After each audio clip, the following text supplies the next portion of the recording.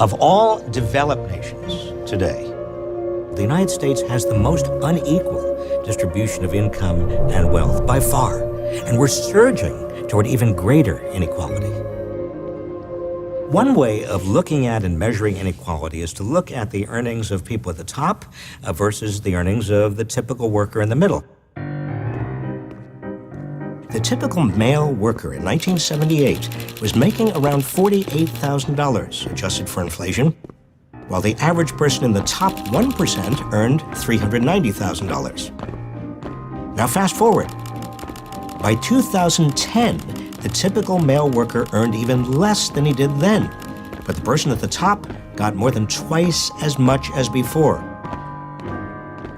Today, the richest 400 Americans have more wealth than the bottom 150 million of us put together.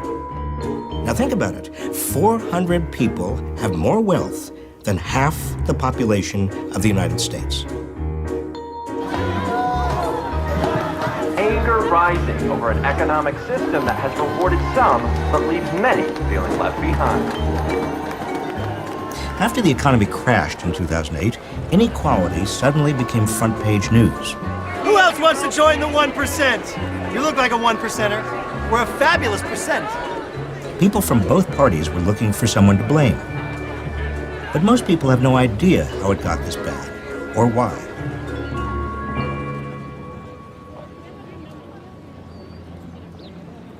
Not until the last few years have we really understood all that much about inequality. I mean, we knew the top 10 or 20% were moving in one direction and the bottom 10 or 20% was moving in another.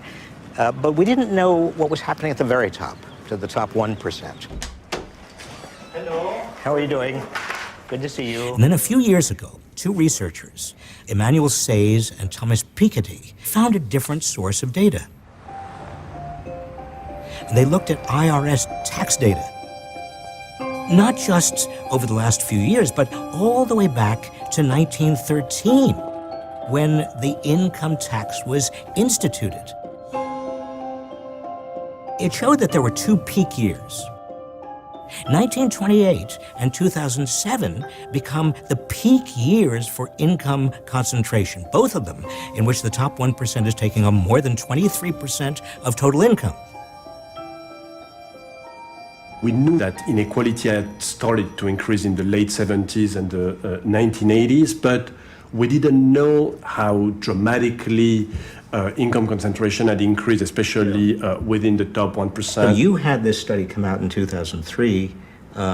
It sat there for a number of years, and then suddenly it became important. But you see them starting to recover. This graph becomes very central for explaining what has happened to the U.S. economy, and indeed what's happening and has happened to our society. It looks like a suspension bridge. What happened the year after 1928? The Great Crash. And what happened just after 2007? Another crash. The parallels are breathtaking if you look at them carefully.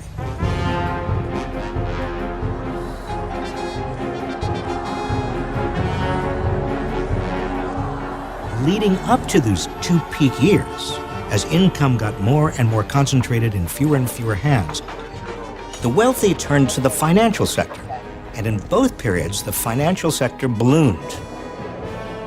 They focused on a limited number of assets: housing, gold, speculative instruments, debt instruments, and that creates a speculative bubble in both times. We also know that the middle class, in both periods, their incomes were stagnating and they went deeper and deeper into debt to maintain their living standards.